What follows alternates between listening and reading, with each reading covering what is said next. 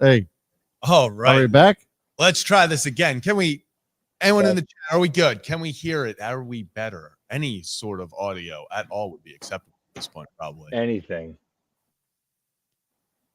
All right. We're saying the countdown is good to go. You know what this was? This is Mike Tomlin. Oh, we're back. We're back. This is Mike Tomlin's fault. We're back, baby. Mike Tomlin stuck his leg out into the interwebs and just jacked up our stream. That's exactly what happened. Weird stuff happens in Pittsburgh. Yeah, yep. Weird stuff happens when Baltimore plays Pittsburgh, and it even starts affecting the streams. That's how far Mike Tomlin will go to get in the opposing team's fan base's heads.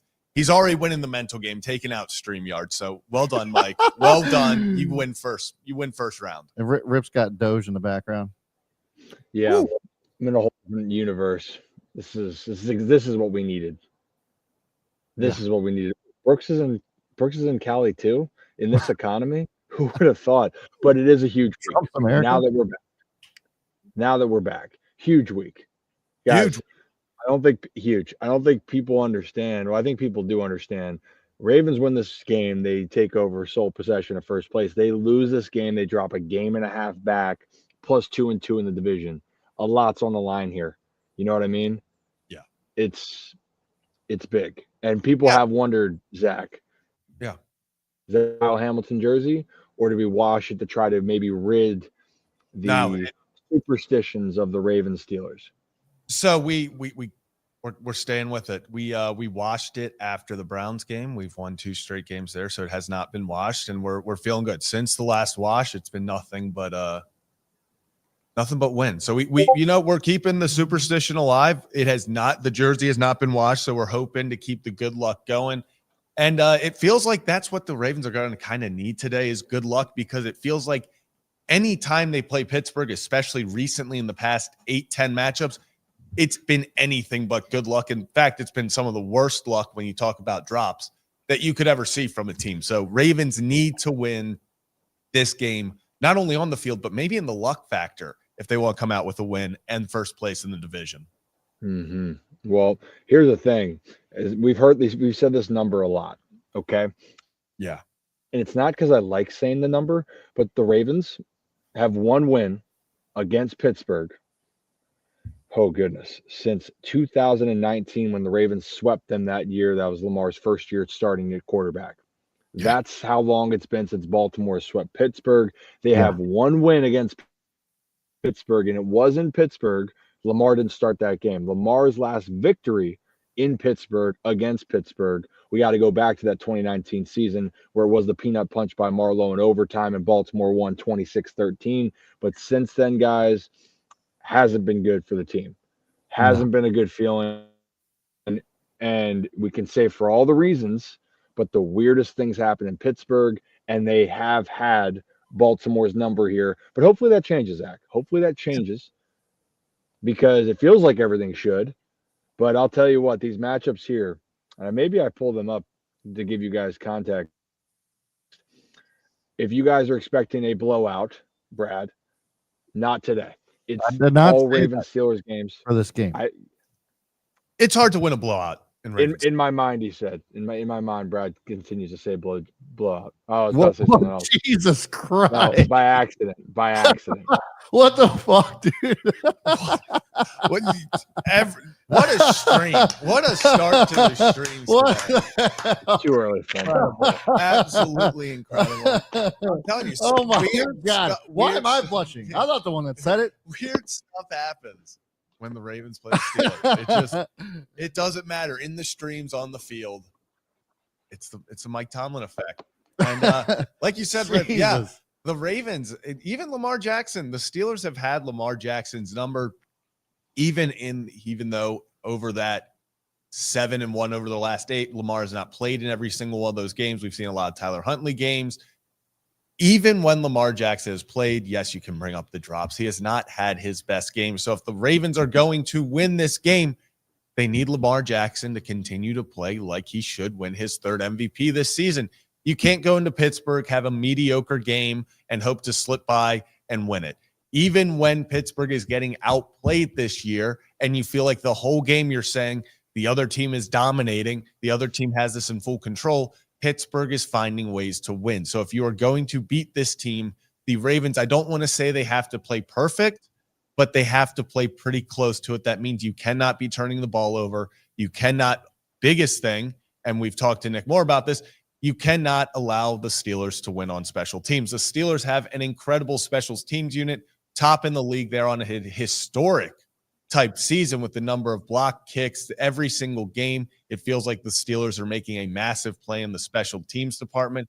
So if the Ravens are going to win, you got to shore up special teams. You cannot lose on special teams. You cannot turn the ball over, and Lamar Jackson is going to have to play a good game. Yeah. And by the way, let us know where you guys are tuning in from here, because this is what it's all about. I'm out west here, stop traffic. I'm In space. with yes, I'm in space with the Doge. But let us know where you guys are tuning in from, and people understand the magnitude of it. There's a lot of big games this weekend. Bills Chiefs later on this afternoon, or later in the afternoon window. Chargers Bengals. That's a huge game for a lot of different reasons. But Baltimore Pittsburgh really is that kind of marquee matchup. And guys, maybe just because of who's involved, you got Patrick Queen, Deshaun Elliott now with the Steelers, the Ravens having this intensity about them. It feels like the rivalry has started to come back. But one thing that's kind of different with these teams, now Pittsburgh's defense is still elite, in my opinion. They have some holes, but they're still elite. It's the first time that we're looking at these two offenses of being difference makers for their respective teams. It's probably the best offense Baltimore will have in the history of their organization. And on the other side, Mr. Unlimited Russell Wilson is really changed the dynamics of what this team is doing here. So wanted to point that out here. But I believe the boys are in the building, Zach, in Pittsburgh, specifically Derrick Henry. So can we get a fit check on Derrick? Yeah, we got a fit check on Derrick Henry. Incredible. Oh, that is. I wish I could pull off something like this, but I could not. No. I could not pull anything close to this off, but he can. And this tells me Derrick Henry's having another big game. That's just all it tells me. Talk about ready. Yeah. Well, and we're wondering, are we going to get that matchup? Patrick Queen, Derrick Henry in the hole there. They're just going to clear out, and it's going to be cinema. Yeah. Just saying.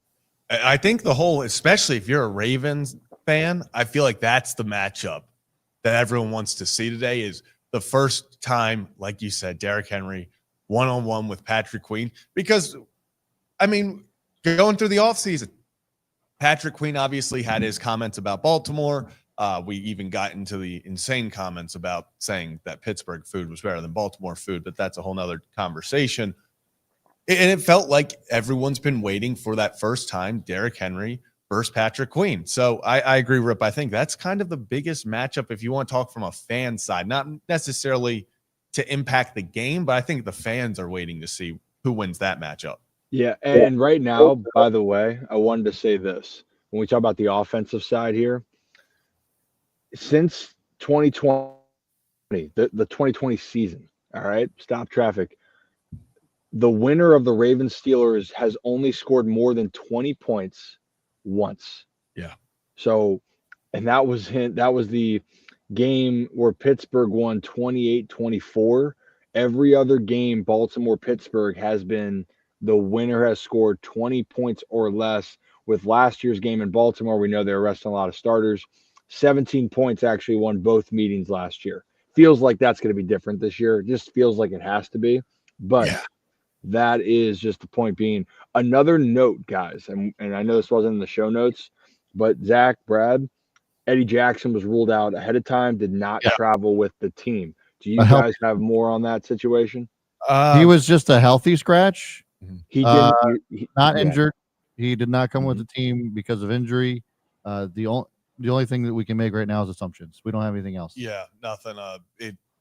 It could be that something's going on internally. It could be he had. My assumption is that Eddie Jackson sucks. Yeah, we don't know the whole situation, but Eddie Jackson not even traveling with the team to Pittsburgh. So I don't know. It's going to be interesting to see just more of that dynamic, because it feels like maybe it's just not just on the field that the secondary is having some issues. So, well, there's been some rumblings, right? Like, Yeah. again, we're making assumptions, but like Marcus Williams was having some beef with Harbaugh a couple weeks ago, especially it was around the Browns game-ish, somewhere around there.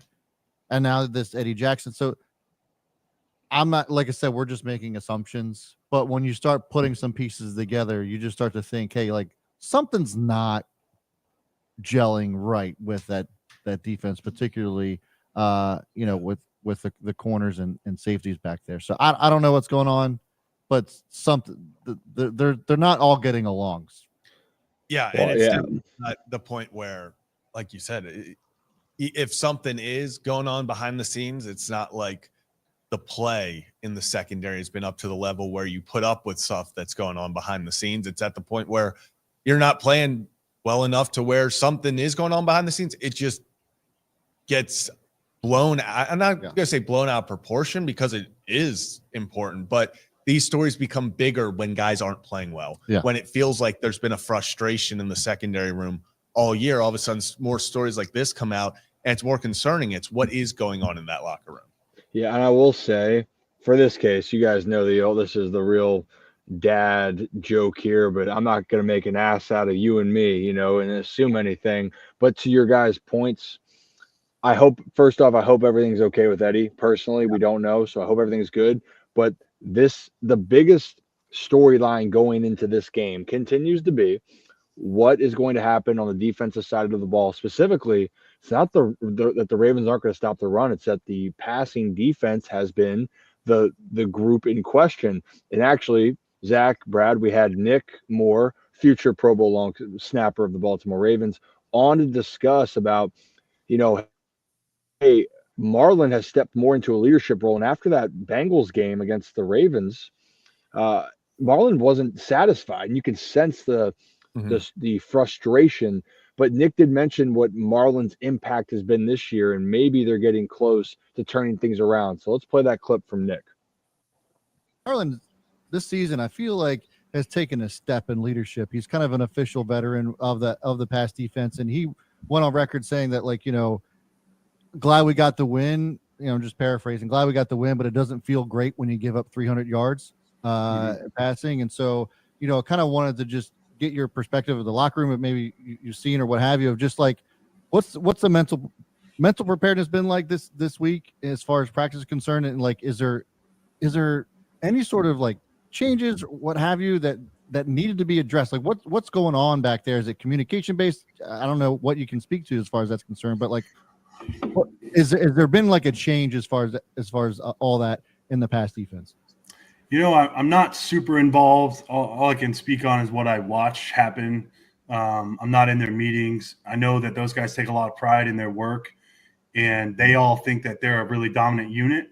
We have some super talented players there with Kyle Hamilton. He's going to be banged up. I don't know what his situation is going to be like this weekend, but with Marlon and Marcus and AD's coming on the scene, and we got Nate Wiggins.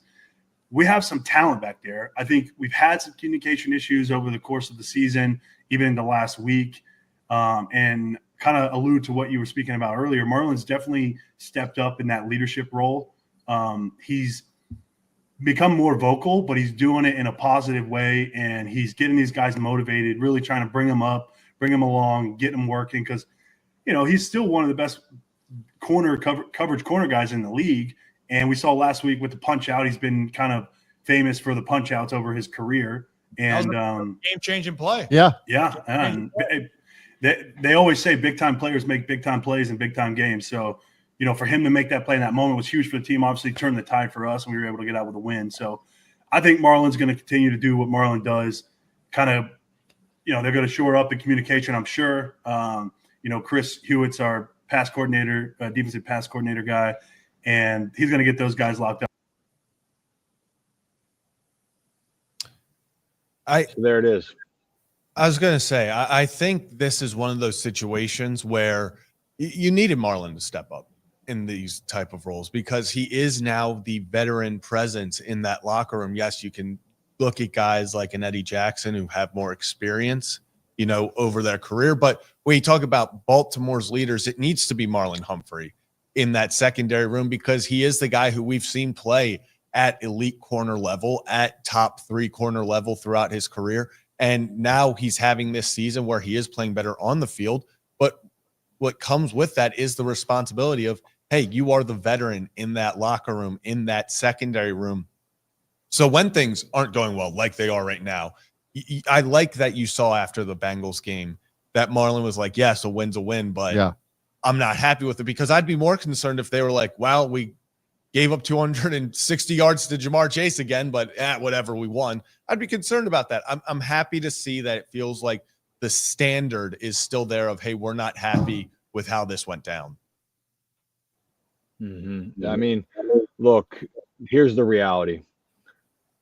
For Baltimore, it's going to continue to be a talking point until it isn't I want to say every team has their flaws, but until it's something that isn't glaring. And that has been the issue right now. And for Marlon, though, hey, props to Marlon. It felt like we're not going to necessarily see the Marlon we saw back in 2019, right? But the Marlon that we're seeing now is a guy that the playmaking ability, Zach, is actually, if the Ravens are going to allow a lot of yards, you got to force turnovers. The Ravens are middle of the pack in turnovers, which that's just the way it is. But it's really the guys trying to mesh together, and they are looking for more of those pieces. Look, the passing of the torch happened.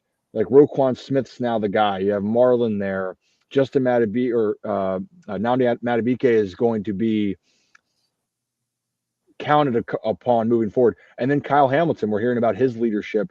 You're going to need these guys, especially. I know that Zach Orr has been put under a lot of pressure, but this is still, when you think about it, a young nucleus of a group as far as leadership wise. And so they're going to need that help here. And you guys know that we faced some good wide receivers here. They got another good one today.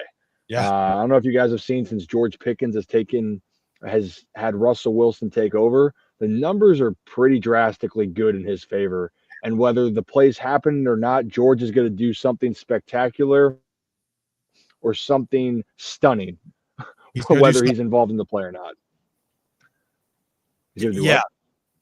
Yeah, he's going to do something. You don't know really what it's going to be. You don't know if he's going to make the greatest catch you've ever seen, or if he is going to be 50 yards away from the play and just body slam wide receiver or a cornerback. Yeah. You will get, sometimes you get both on the same play.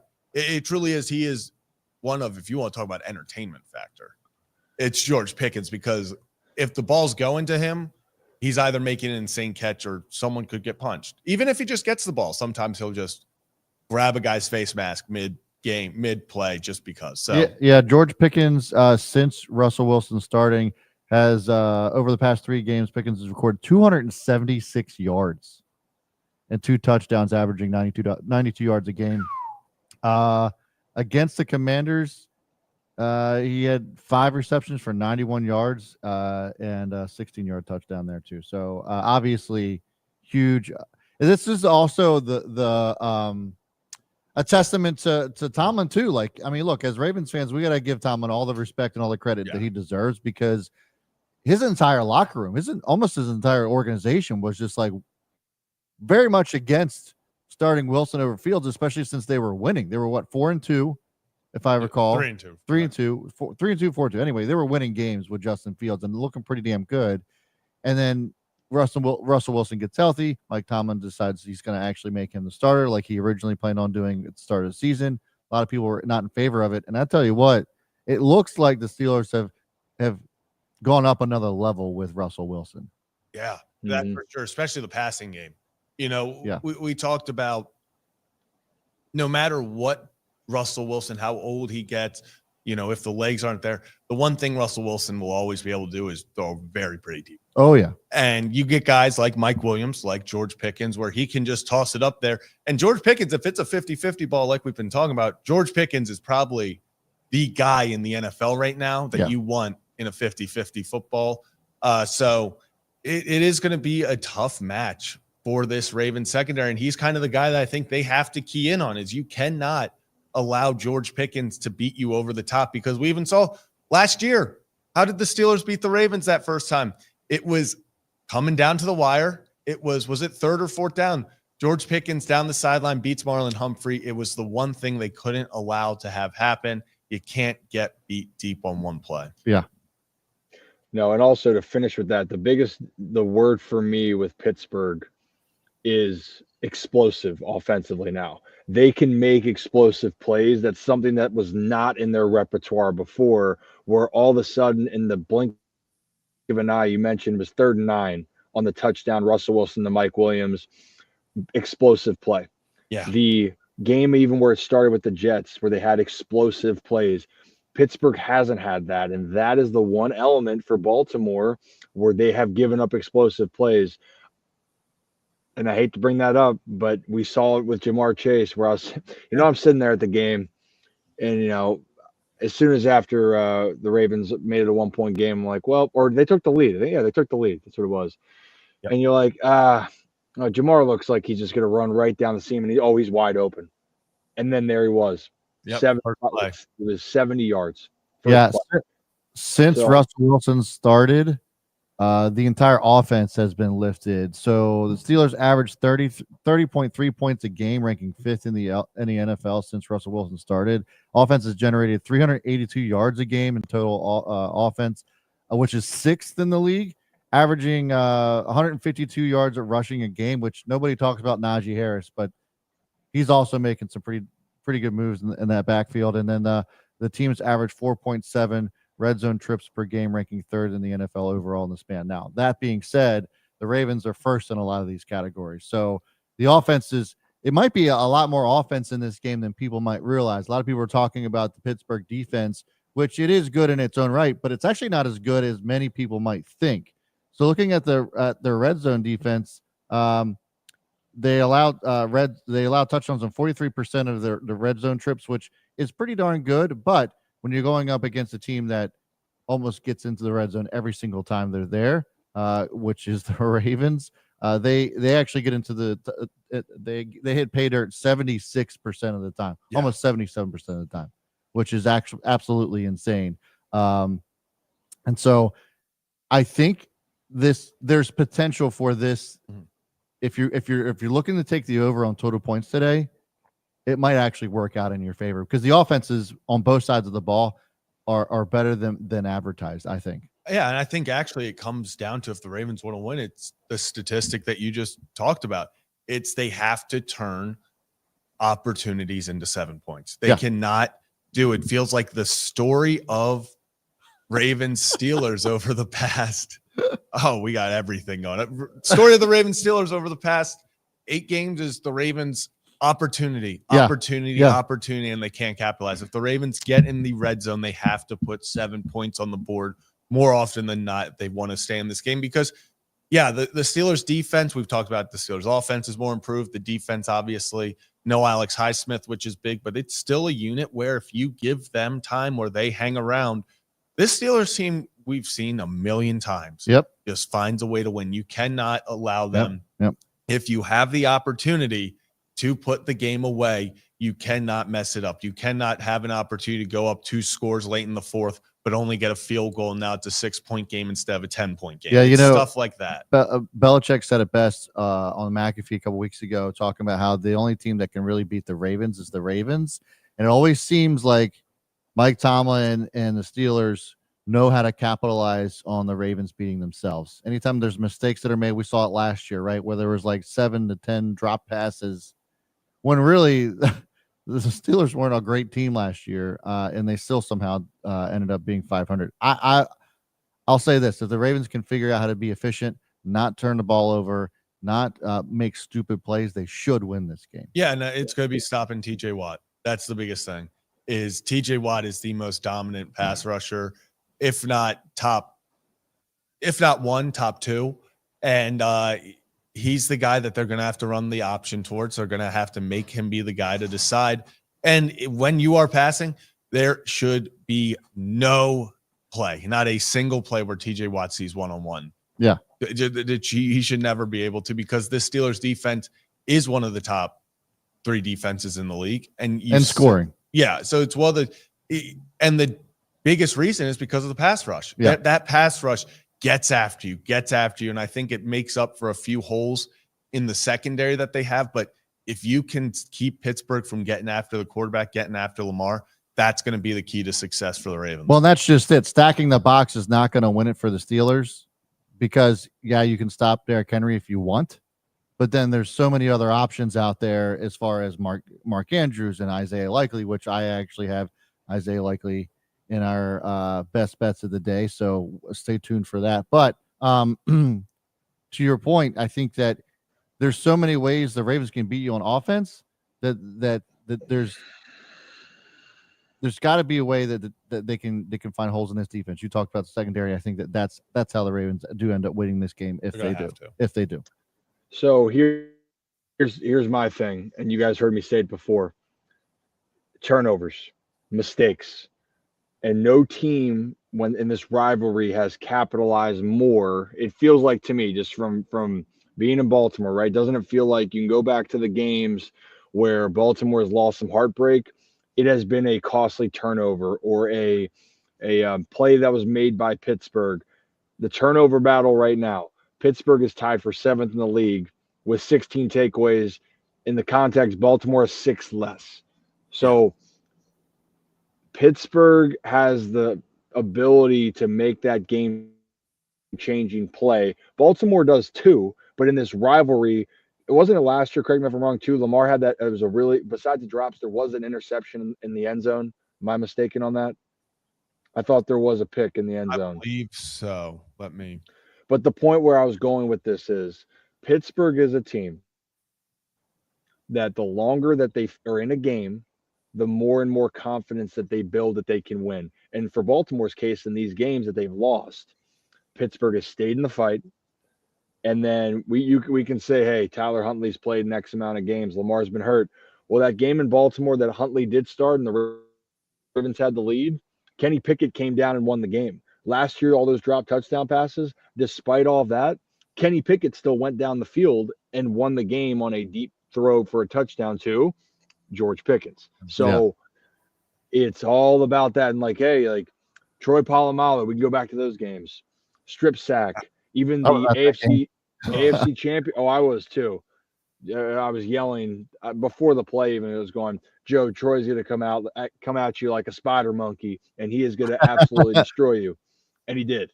And then so there's plays like that in general. It is I think will be interesting to be.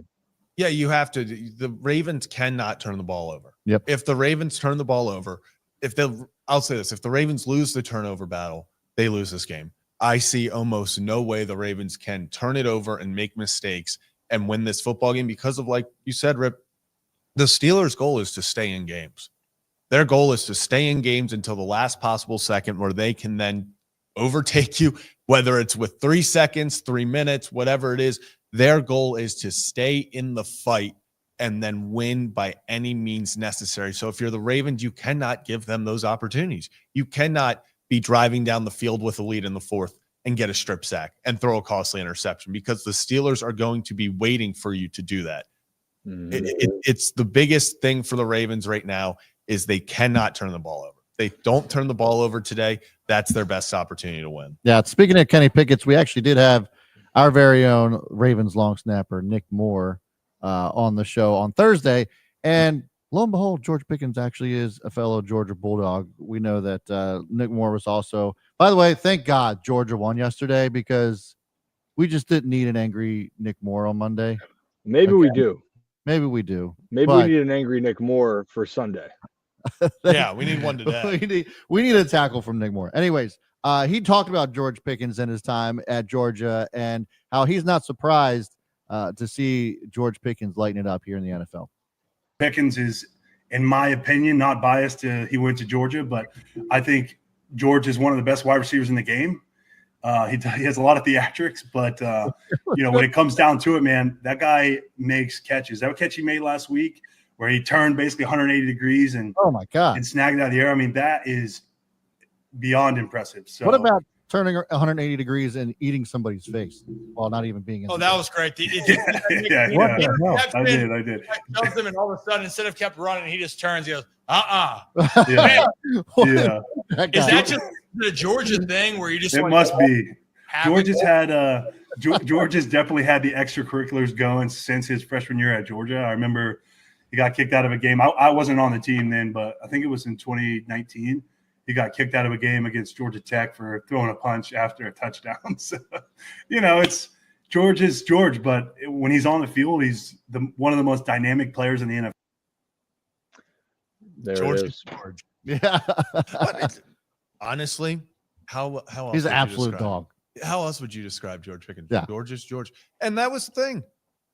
Coming out of He college, quintessential Steelers wide receiver. This He's just was- like absolute dog. this is I think the funniest thing is like when people talk about George Pickens and they're like, man, like, his attitude is an issue, but like, he's got such talent.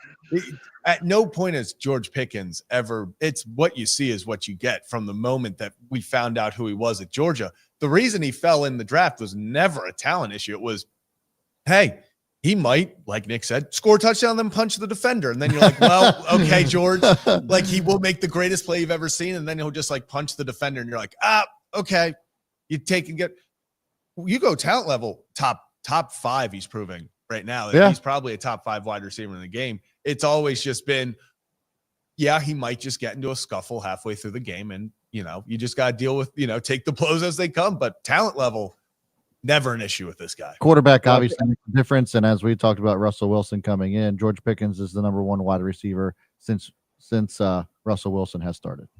Yeah, I would say this. He's fit. Like Pickens in the play, out of the play, he's physical. And I think that's the part is that you better be ready for that. And I think if you're able to get to him earlier, that can help, like trying to shut him down, trying to not say get under his skin, but be physical back. You cannot back down from George Pickens. And by the way, if you're new to the channel, hit that like and subscribe button. It's the Ryan Ripken Show. You guys are in studio. I am at the North Pole with Santa getting ready for Christmas right around the corner. But we do this live every Monday and Thursday, and we do it for game days on Sunday. So be back tomorrow to break down what happens. And we also do have another show, a part of the Ryan Ripken Media. Kevin and Zach Reacts. Zach Bollinger right there in the number 14. After the Ravens game, he will be going live to discuss all of the emotions. And hopefully for fans out there, it's a Ravens victory, right? That's the hope. Guys, how about this, though? When you think about that, the Steelers have done a good job against Lamar Jackson overall numbers-wise, statistically. This is the first year they actually have someone that can possibly mimic him or the closest to emulate what he does. No one can actually do what Lamar does.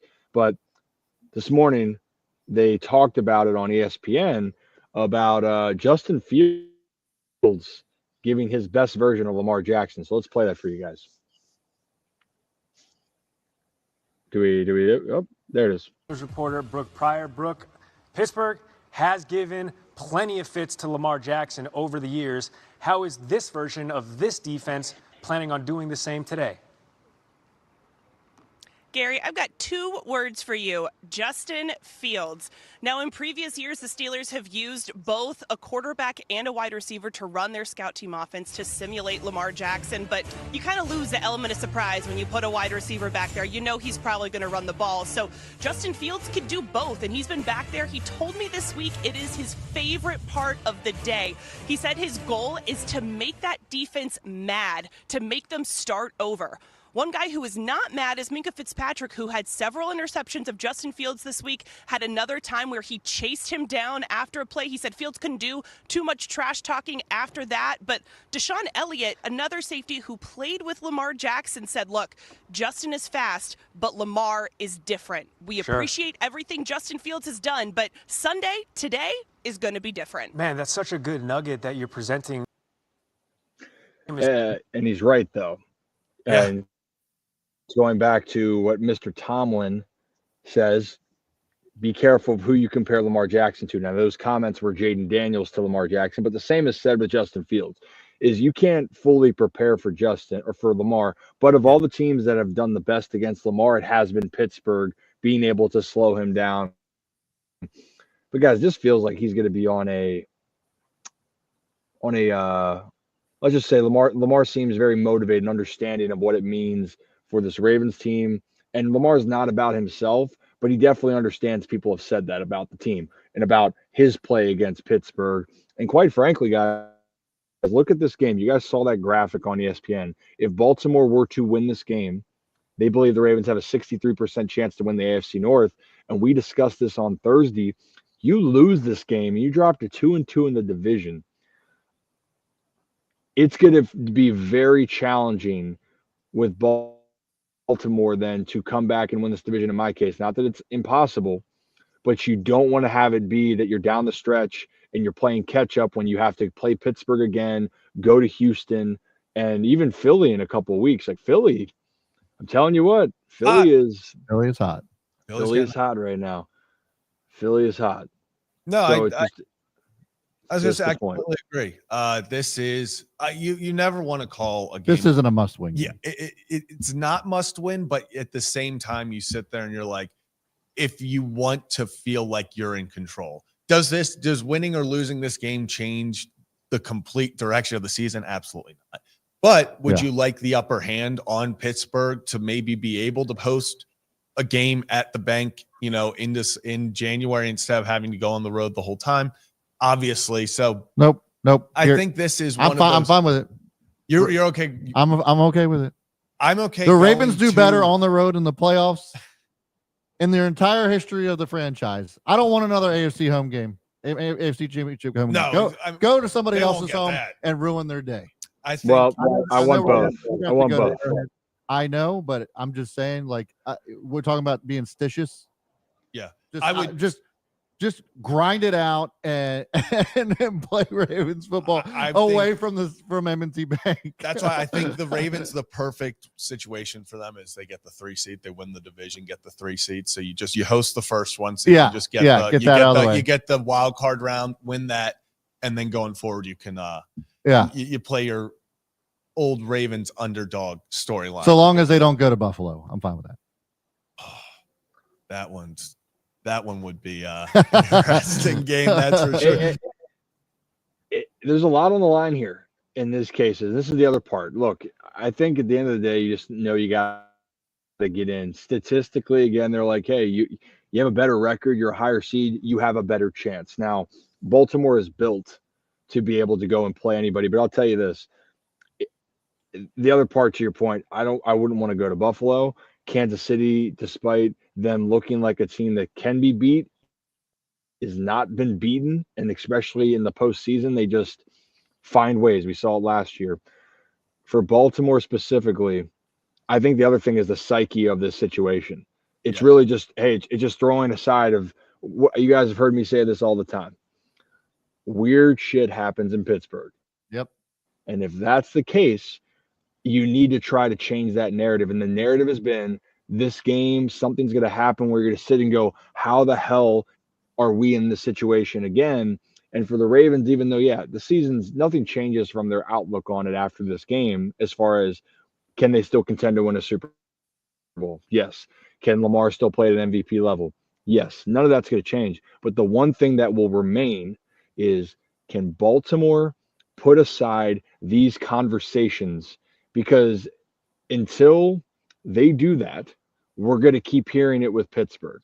But again, it's the bigger part for me is this division game, this one game. Baltimore wins this game. They are 3-1 in the division. In a fantastic spot to finish this up with their last 2 divisional games being at home. So just wanted to throw that out there. Hey, what are you smirking about over there, Zach? It just feels like this is one of those games where it's like I was saying, it's not that it's must win, but I feel like the pressure's on Baltimore to get over that narrative that they can't beat Pittsburgh. Right. I think that's the biggest, like you said, Ryan, it's the psyche part of it.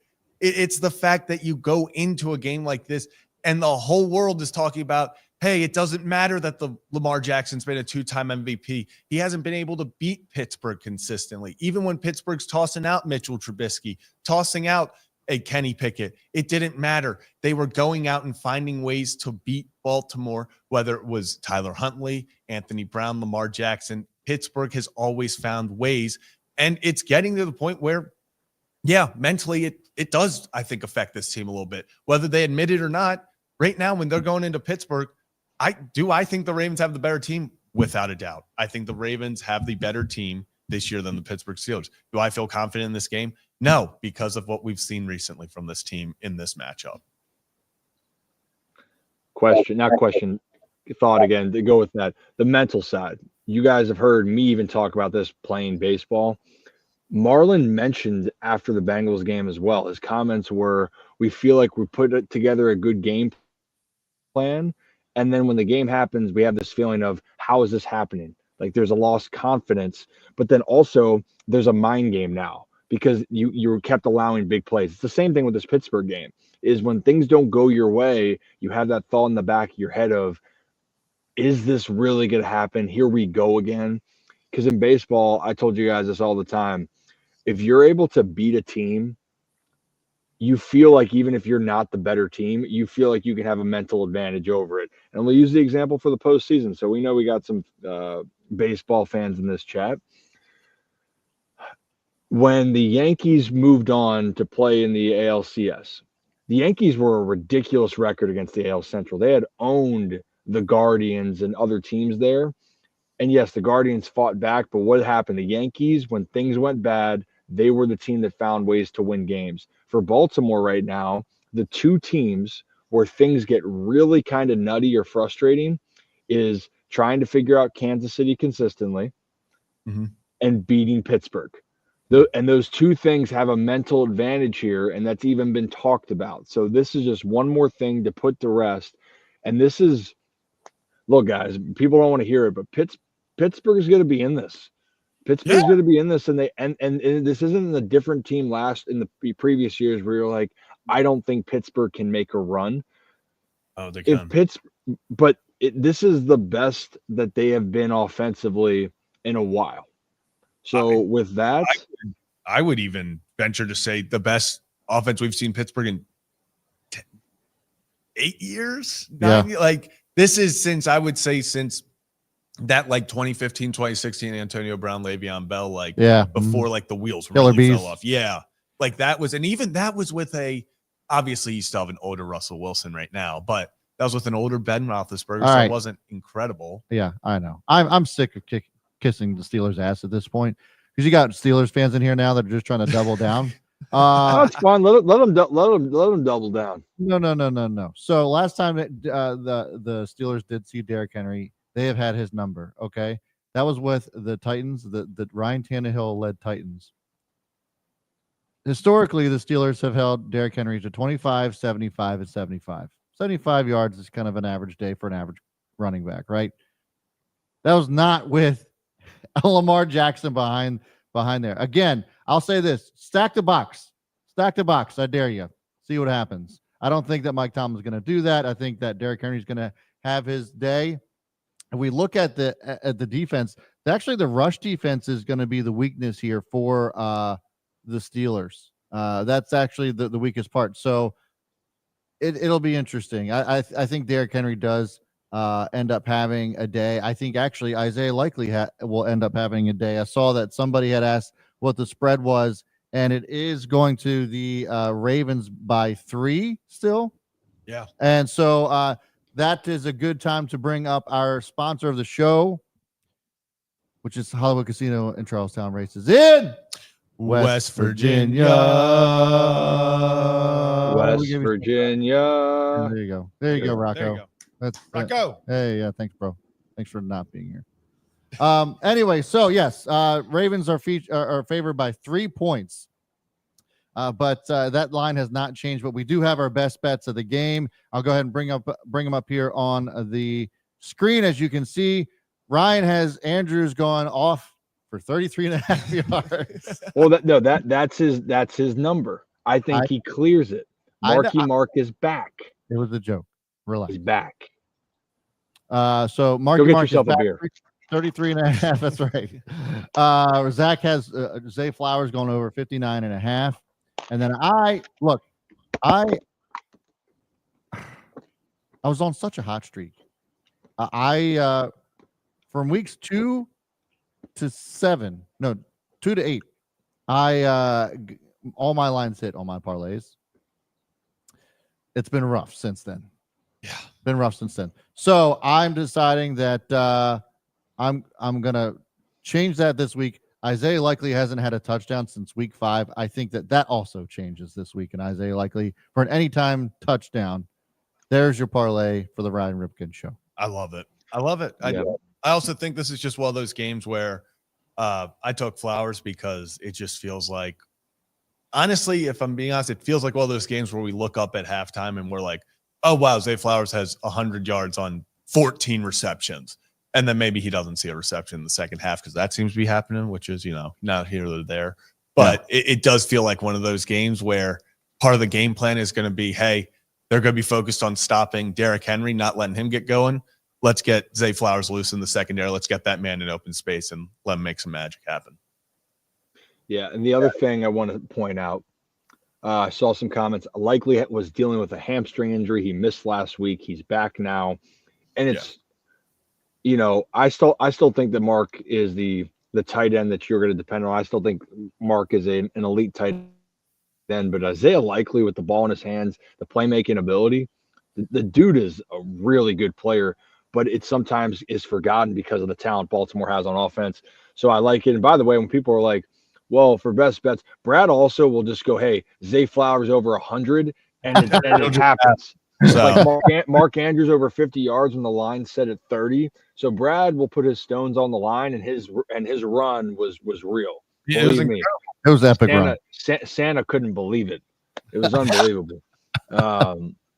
But again, if you're new to the channel, hit that like and subscribe button. Ryan Ripken Show. We do this every Monday and Thursday, and on Sundays we will do live shows for when the Ravens play. We do also do on the channel, you can check it out, we do breakdowns for baseball, which we're going to have hot stoves on Wednesday upcoming, so we can talk about the free agent market. And I love to do baseball breakdowns. That's my background. We got a lot more in store, and we have one-on-one interviews. Just like the last one we had with sideline reporter Evan Washburn joined us, talked about what the life is of a reporter and how it was for him to climb the scale to be at the top of the NFL circuit, then being able to cover the NFL games on the biggest stage. And then Chris Berman was the last one. We got a lot of things involved there, so check that out. And if you want to react, hopefully it's in a positive manner and you're excited and you're ecstatic, Kevin and Zach Reacts will be live after the game. That is one of the other shows for the Ryan Ripken Media. So you can go vent your feelings to Zach. Yeah. Not to me, because I will be at the North Pole. Hopefully it's a good one. Doing my thing. Just saw a stat that Adam Schefter put out. I got to share this. This is as not Ravens or Steelers related, but this is absolutely insane. The Chargers are allowing just 13.1 points per game this season, the fewest by any team in their first year under a new head coach in the past 20 years in the NFL. The second best. Anybody want to take a guess? Oh, I don't know. Oh, Hold on. Okay. is it like a Rex Ryan defense? No, wait, you're talking about this year. No. Oh, in general. Chargers are allowing just 13.1s per game this season. Points per game this season, the fewest by any team in their first year under a new head coach. Is it John? No. I thought you were going to do Harbaugh brothers. Is it Jim Harbaugh in San Francisco? It is. Of course it is. It's Jim Harbaugh. The 2011 San Francisco 49ers were the second best, also coached by Jim Harbaugh. I thought it was going to be Rex Dude, Ryan. no. And the Steelers and the Ravens still have yet to play the Chargers this season, which is coming up. And that's who the Ravens play next week. So this is the thing, guys, when we're talking about the importance of this game. Pittsburgh, this is their first divisional game of the season. For Baltimore, you play Pittsburgh. You got to face them again in Baltimore. You have the Eagles that, like, sneaky guys. They could be the number one seed in the NFC when it's all said and done. They're playing very well. The Ravens still have to go to Houston, who now gets Nico Collins expected back. So anyone for fantasy, I'm going against Nico this week in the big money one. I'm a little bit nervous about that. I'll save that for a different time. But they're starting to get healthier. So the Ravens, and we saw that Texans defense against the Lions. Now Jared Goff threw a lot of picks. But the Texans defense is something that DeMeco Ryans, that's his specialty. That's going to be a tough game, especially on Christmas. And now all fans have to worry, is Netflix going to be able to hold up the bargain when the Ravens go to Houston? Yeah. So Atrocity. I am so though I will say we are the second game. So maybe they get They'll have their the shit bugs. together. The bugs worked out. Yeah, like maybe like it goes. You just gotta hope everything goes wrong. I'll be honest with you. I don't think the numbers are going to be anywhere close to the Ravens Houston game as it was to Yeah, I hope so. fight. I don't. Yeah. Friday. Although, did you see that? Sort of off topic. Actually, kind of not. Antonio Brown was at the fight and he was screaming on Instagram Live. He was just screaming the video board. And it got up to like 8 million people watching. Holy and shit. they were like, Netflix has to be like, are you serious right now? Because 8 million people are just watching Antonio Brown record the board over the thing. That's hilarious. AB for the people. well, you know what? I will tell Santa here that by Christmas, for our list, we need to have Netflix fixed. That is what we need. And if you're new to the channel, hit that like and subscribe button again. Hey guys, maybe though with the Ravens, I know that they need help in the secondary. One of those people is not going to be Earl Thomas. He had his one moment in Baltimore in 2019. Actually, it was kind of two moments. Like Earl had a good season to start, but everyone remembers the Derrick Henry situation and then what followed after, which led to him being released from the Ravens, fighting in practice. But he talked with Josina Anderson, right, Zach, and some interesting conversation, to say the least. Is that a fair assessment? It was interesting to say the least. So if we want to play that, we can. Yeah. Here we go. Let's play that. Would happen to you mentally or emotionally if you were not a first ballot Hall of Famer? What would happen? I would just know that I'm better than Ed Reed. I'm better than Troy Polamalu. Like, yeah, that would just be that. Okay, so how do you think fans will react to that? They gotta know my game. I know a lot of Seattle fans would agree. Mm-hmm. I know for sure that 2013 team that we don't win a Super Bowl without me. We don't go back without me either. So that's just that. Okay. So and how would you feel if it didn't happen beyond just declaring that you're better than them? You know, is that something that you would protest or I wouldn't have a protest problem it. with I it, wouldn't lose protest sleep it. over? I wouldn't protest it. I just know that I'm a first ballot Hall of Famer. Like you know, I came in with Eric Berry. Eric Berry is a good safety. Who else they got? Who else they got this decade that's like that? Nobody. I went like way out there past these guys. Like Sherm got his attitude for me. Cam got his attitude for me. Like every time they get mad at me for saying these things. That's why I don't like to go into detail about these things. Okay. So I would like to say this first, because I always like to give the credit where it's due. The Legion of Boom, Earl Thomas out there, that he was a huge part of that. Incredible player. I think he is a Hall of Fame caliber player. Can't take that away. The problem now. There's an argument that Ed Reed is the greatest free safety of all time. And Troy Polamalu, like when we think about it, the Ravens and Steelers had two of the best at that position, two of the best playmakers we have ever seen. Yeah. And I'm sorry, Earl. You're not even close. Yeah, it's the way I put it. It's Ed Reed number 1, Troy Polamalu number 2, and everyone else. Yeah, the way I put it yesterday was, if you're talking, the difference between Earl Thomas and Ed Reed is if you're talking to someone and they're giving a all-time greatest safety list, if Ed Reed is not number 1 and he's number 2, you're like, okay, I can make an argument for him being 2.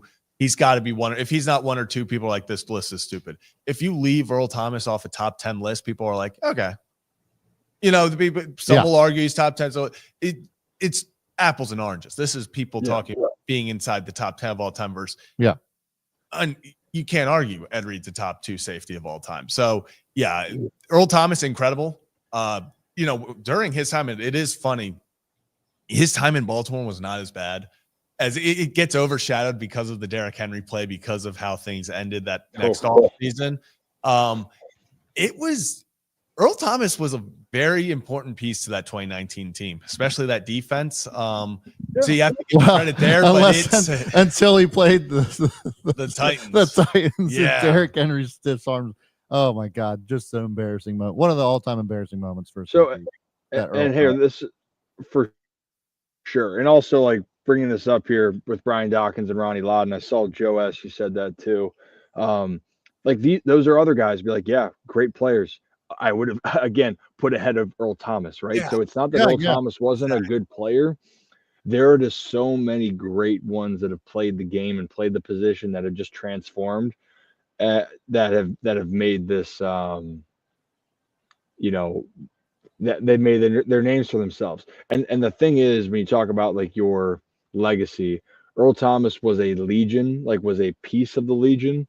When you talk about the other players, they were it, you know, and not that obviously Ed had Ray here in Baltimore, but I told you guys this.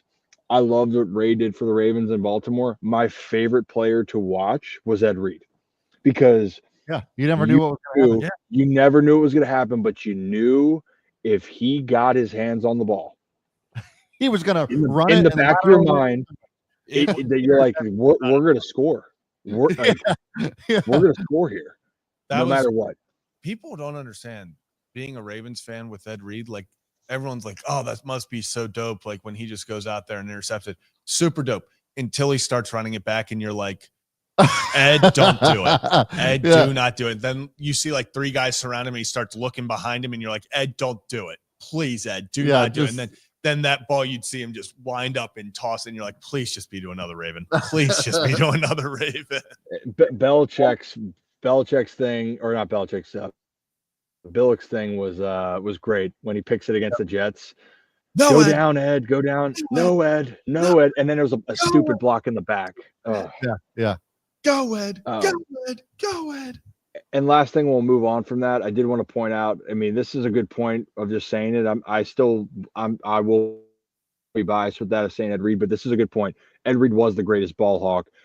Troy Polamalu's instincts were second to none as well. I will say his instincts of the game with Ed. That's why, like, when I say those two players, it was a pleasure. I didn't get a chance to watch Ronnie Lott growing up, and I know what he's done. Dawkins was incredible, but watching the chess match between Troy Polamalu on the defensive side to what he would do, to what Ed Reed did, you would just sit there and be like, you know, it's in the office. And when they say, you know, I wish someone would tell you you're in the good times before they're over. Like, those were the good times of that rivalry too. And maybe it changes today. Maybe it changes today with the rivalry. The validation for me when it comes to Ed Reed versus Troy is hearing Belichick talking about how he's preparing for Ed Reed, not just as a safety, but also on the special team side of things. And we know that Troy Polamalu was also absolutely incredible at jumping the line and had some amazing plays. But when you hear about Bill Belichick having a specific game plan for Ed Reed on special teams, whenever he showed up on special teams, like, that's what I'm saying. Like, the greatest coach of all time having a specific game plan for Ed Reed and nobody else. It's like the Ed Reed game plan. Like that to me, just that validates it for me. Tom Brady had written on his that's not taking anything away from Troy Polamalu. Yeah. I think Troy Polamalu was probably more physical safety than Ed Reed. Yeah, I mean, Tom Brady on his wristband had fine 20 before every play. Yeah. It's just that Ed Reed was on a different level when it comes to just every safety. You know, it's just, there was a whole different, you know, Peyton Manning talking about how Ed Reed purposely misplayed a coverage 3 weeks prior because he knew that Manning would see it on film and then want to go to a certain receiver.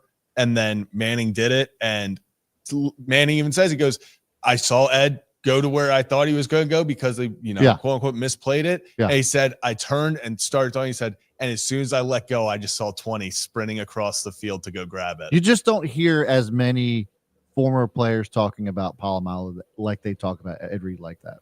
Yeah, that's my thing. It was the fear of if I do this, my one mistake could cost us with Ed. Troy, it was the instincts of the game. He just would be in the right places at the right time. Ed, it was. He's just a different breed with that, and truly, I don't know if we're ever going to see a defensive player do what Ed did as far as Pickett, and no matter where he is, can take it to the house. I mean, Yeah. also, I remember my first memories of him blocking kicks Yeah, and that's what I'm returning saying. punts. Right. That's what I'm saying. Like, sorry, going on with it of just saying, like, I don't know if we're going to see that combination of player again. We'll find out. But hey, for the moment here, if you're new to the channel, hit that like and subscribe button. Ryan Ripken Show, live Mondays and Thursdays and Sundays for the Ravens. And Brooks, buckle up your chin straps.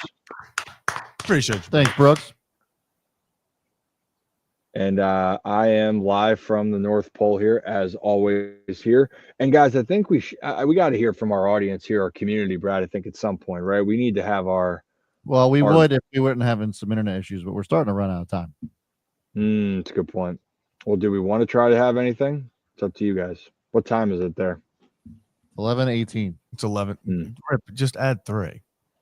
I know. Well, no, in the North Pole, it's like 8. Oh, yeah. Sorry. Oh, it's 8. Don't you have like all of the time zones in the North Pole? Isn't that how that works? Yeah. They must obviously. You're just daylight all the time there. Well, he's speechless. Yeah. Time zones have my guy over here. The show recently, because it's like when I was talking to Joe and he was like, just got back to work, and I was like, nice, right before 5, and he's like, it's 3:50 here. And I was like, time zones. You know? Yeah. I'm time zones. That's right. I might actually be there. Might be over across the pond. Oh, that would live show across the pond. Oh yeah. That would be. Could. Oh, and you know who needs to do the Oklahoma drill? It's going to be Nick, aka British Raven, and oh yeah. And I got all my money on Nick. All my money, everything. These goddamn spammers, man. Yeah, these bots are insane. I'm blocking every single one. It's a different one every single time. Hey, you know what? Then, out of curiosity, if people if we're not going to have time for the call-ins, are we going to have time for people just like, hey, throw out? Yeah, what your predictions are. Score predictions in the chat. Give us your score predictions. Ravens versus Steelers. I'll go first. I'll give mine real fast. I'm gonna go bold. Oh, I'm gonna go bold. I'm gonna say I don't Ravens like it. Win 27-17. 2-score game. I know. I think it's gonna be like a late. I'm gonna say it's gonna be one of those like Ravens are up 3, and then like with 30 seconds, it's one of those like they put it away with a touchdown in the final seconds. But I'm going to go bold. I take a 2-possession game in Ravens Steelers. Yes, I do. Ooh.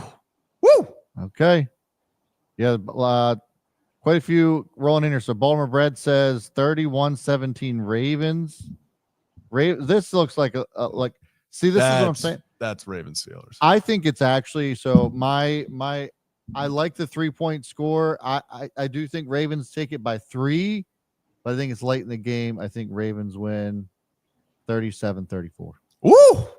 I'm telling you, I think it's gonna that would be offensive. Oh my! It's goodness. going to be very similar to the Bengals game. I just feel like it's both Bengals games. I think it's going to be very similar to that, very high scoring. I think that's what we're going to see out of that. That would feel like that doesn't seem right. If the Ravens and Steelers ended with both teams in the 30s, yeah, I don't.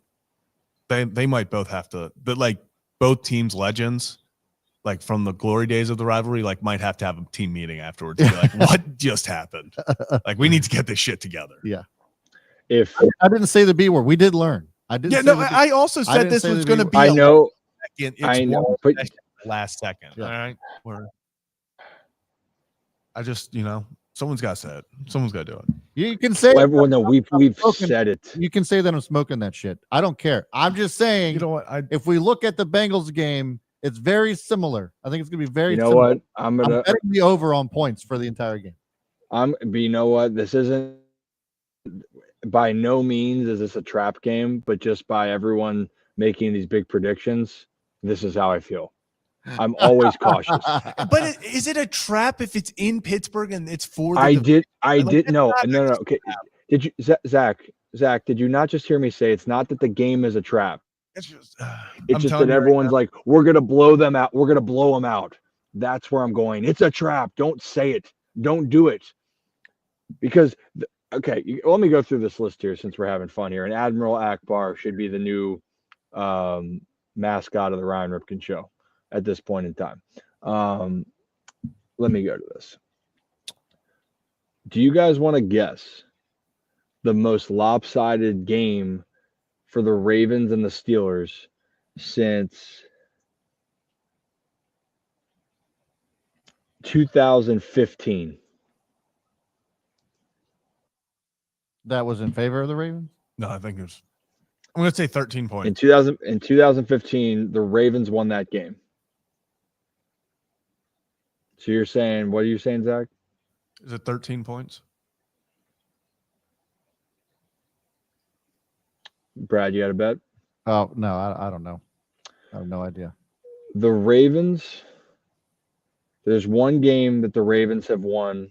They won by 18. Pittsburgh has won a game by, I just had the thing. The Ravens have, in the games when it has been more than a one-score game blowout, the Ravens have won 2 of them. The other one, Pittsburgh won 26-9.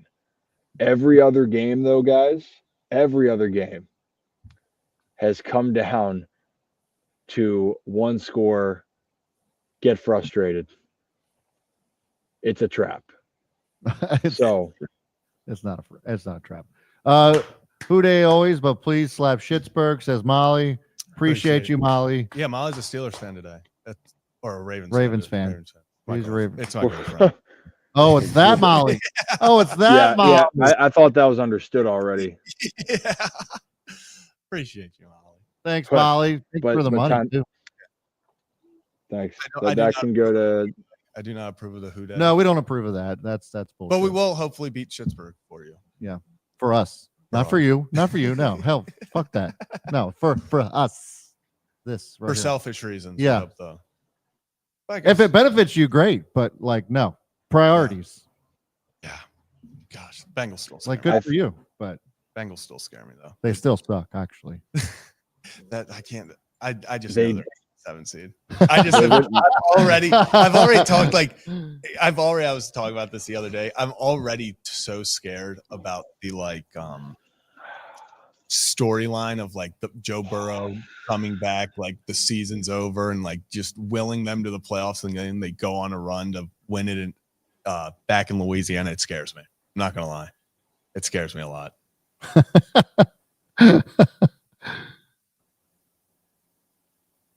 Another day in paradise. Ravens Steelers. Yeah. Got the best in all. Everyone. You got to give your prediction, Rip. I think it's going to be. I think it's a close one again. I think it's 27-24. I think it's going to come down to. Quite frankly, it might very well come down to the defense having to get a stop, or the Ravens are going down to a field goal to win the game. I just think it's going to be that way. I don't want it to be that way. I think it's going to be that way. Ravens win 27-24. Kieran, I'm liking it. Kieran's on the same vibes as me. 31-21. The over on points is 48.5. That would do it. And this is what I'm talking about, though. Joe knows. The more you know with Joe. And the Slobber Hogs did not get the victory yesterday, if I'm not mistaken. No, they did not. That was no. Thankfully they did not. But I'll tell you who did. The Colorado Buffs, baby. Yeah, Buffs are looking good, bro. And the Boise State Broncos, baby. That's big in the Ripken household. Maryland, Maryland hurts me. Overall pick. What? Shador Sanders, the number 1 overall pick this next year. Or Travis Hunter. Yeah, it's gonna be 1 of 2. Yeah, it's got. Yeah, and Maryland unfortunately lost, and they're 4-6. But we're yeah, they're not good. They're not good. It hurts, man. Hey, and that Maryland Marquette game on Don't make Friday make your free throws. Make your free throws. That's all I got. My only comment about that. Make your free throws. They're called free throws. They're free. They're called free throws. My dad was my basketball coach growing up, throughout and he always used to say whenever we would miss free throws, he'd be like, the ref literally walked up to you and said, would you like a point? You said, no, thank you. This is a good question. If you are a Steelers fan, who are you most worried about today? Matrix says it is Henry. We got a lot of Steelers fans in here watching, which is great. Love you guys watching. Really appreciate the support there. But yeah, if you are a Steelers fan, who you got? Who you worried about the most on the Ravens side of the ball? And while people answer that, why don't we talk about then who our biggest fear is before we get close to getting out of here in general? I like it. You know, so maybe for the chat, you guys tell us in Baltimore who you think is the biggest threat. Who wrecks the game today? For the Steelers, it's us? Yeah. All right, my God. Would you like to lead off there? Yeah. Him being active, I saw the notification last night. Jalen Warren runs like Barry Sanders against the Ravens. Oh, yeah. It just, the change of pace back, he comes in there and it just feels like he's just shoots out like a pinball through the tackles. Mm-hmm. Got to keep him under control. Najee obviously is the main back right now, but the explosiveness, like Najee's that guy where he's just like his big runs are he's going to get you like 8-9 in a row or 2 or 3 runs in a row of like 8-9 yards.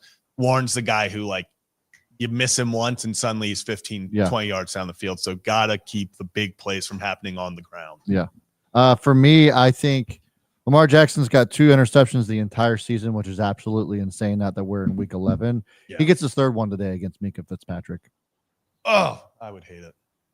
I wish we had. That's who I think wrecks the game today. I wish we had Minkah's father, Hollywood Brown, still.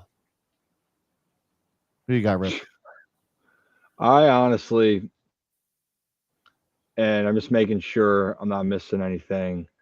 I still love, and it's like you talk about a heart and soul of a defense. Cam Hayward for me is a guy that in the middle of the field. But if we're talking about as far as setting the tone, you know, Patrick Queen's going to play with a lot of emotion going against his former team and Deshaun Elliott and all those guys. It's not for me. It's their stabilizer. TJ Watt does his thing. Cam Hayward on the inside. If they're able to neutralize the run game, I'm really curious what that would look like. And that's just a guy that's been around. It's a presence for their team with Pittsburgh. So I think for me, it's just on the defensive side. I think we've already talked so much about George Pickens. It's too obvious. But if the Ravens and Derrick Henry can run the ball, I think Baltimore is going to win the game. If Derrick Henry gets 20 touches, Baltimore is winning the game. So that's what it is about. But what I do want one time for every fan out there wants to see, part the Red Sea, Patrick Queen and Derrick Henry in the middle, Baltimore versus Pittsburgh, pierogies versus crab cakes. We need it. It's not going to be, it's not going to be Patrick Queen versus Derrick Henry. It's going to be Pancake Pat. Yeah, it is. Absolutely obliterating Patrick Queen. I won't lie, Rip. We were on 2 completely different pages there because you're like, part the Red Sea, what everyone wants to see. And I was like, Nick Moore touchdown. And then you're like, Patrick Queen. I was like, oh, yeah. That. I was like, that one. I was like, okay, yeah, no, like the Nick Moore. I'm telling you, when they hit the 46 eligible, sparks. Yeah. Give me that. I just need it once. I just need I just need a muff punt recovered by Nick Moore. Like if that at any point this season that happens, it's gonna be the greatest day in show history. Yeah. Hey, how about this though? For the last thing, if it's a 3-point game, Justin Tucker reminds everyone that he still is clutch in big moments. Oh yeah, that's a good one. I like it. That's what I got. I think this is gonna be a really good game. I hope it's just clean. From the Ravens aspect of like no sloppy turnovers, no 10 drop passes. Like if you're going to lose, don't beat yourself. Like that's my biggest thing. Like if they're going to lose, get beat. Don't beat themselves. I'm tired of looking back at these Steeler games going, well, they should have won, but they dropped 10 passes. Oh, they dropped this. They had a big penalty that did this. They got beat on the final play with this. Like just if you're going to lose, make sure it's not you beating yourself. There we have it. Anything else we got? Final words. Well, I do want to also, as always, thank our other sponsor, Adams Jeep of Maryland, where we we wouldn't be where we are without them as well. And we actually have some fun little infomercials we're working on with Adams Jeep. But if you're in the look for a car and you live in Baltimore or the Maryland region, you go up, buy a used car, use the phrase Rocco Sucks. They can give you $1,000 of gas money with the purchase of a used car. And if you want to get your tires fixed, any car, customizations, that's their specialty. They have a special deal going, 3 tires. You get the 4th one for a doll hair. Just saying, it's a pretty damn good deal. And as Laura says, maybe we change that to Adams Jeep of Maryland, Adams Jeep, beep, beep. Nah, that beep, just Adams Jeep, beep, beep. That's corny as fuck. Brad doesn't like Brad. People like corny. Okay, not everyone likes, rugged. I don't even know how the hell I'm going with it. The sun's shining through in the North Pole, so it's kind of in my eyes. I don't know what you're trying to say either. Where did that sun come from? The North Pole. It's the first day it's seen sun in 10 years. No, the what? Do I need to teach you guys? Yeah, no. The sun's out 24 hours a day right now in the North Pole. Yeah. Not in my North Pole. Well, no, in your North Pole because it's sun there. Yeah. Not in my North Pole, baby. Look at that. Yeah. Am I starting to go out the thing again? North Pole right now? No, I think actually. Is it the summertime? It doesn't. North Pole is just like sunlight for the entire summer. Yeah. And then I like how it says, unless it's cloudy. All right. Like touche. So it's dark all the time right now. Yeah, I think it's dark all the time. Okay, right so now. I got that backwards.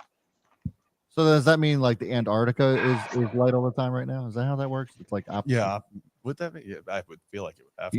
You know how like I just told you guys that I was going to learn you, and then I actually didn't. Yeah, we didn't learn much. Nobody should listen to me, actually. Well, what we did learn is we still got a lot of people that are tuning into this show because they're excited about the matchup here on Sunday with the Ravens and Steelers. It's kicking off in an hour and 26 minutes. One of the many big games on the weekend. Really, it's a great Sunday. Bills, Chiefs, Chargers, Bengals are just a couple other big games to talk about as well for this weekend. Should be fantastic. I don't know about you guys, but I'm fired up about it. Will I be stressed? Yes. Will I have some Deep Eddy vodka? Most likely. So, I'm definitely good. All be good. And obviously, Deep Eddy, the cranberry Deep Eddy vodka. Oh, is it good? Oh yeah. Cranberry. They got a new flavor dropping too. Ooh. That we're gonna get our hands on. Can we say what it is? Is it already out, or is this like a debut? It's not out yet. Oh, it's not out yet. Ooh. So stay tuned. It might be out. Might be out. What the fuck? Okay. Our people will let your people know. Yeah, I guess we'll find out. What? Can you guys not hear me anymore? No, we can. We're just also confused about what you're saying. I don't know. I heard I heard something here. I don't know what you're doing. Oh my God! All Joe, right, Joe, you need to try it, Joe. Need to try it, Joe. Yeah, need to try it. To. Laura, and I saw she won on the Buffs. Laura, go get yourself a new bottle. On all those winnings, Mama Laura. We're glad Mama got a victory. Oh yeah. Oh yeah, Laura. The big one. Well, yeah, we gotta get our orange crushes back here, but okay. No. I think we're good. I think we're done.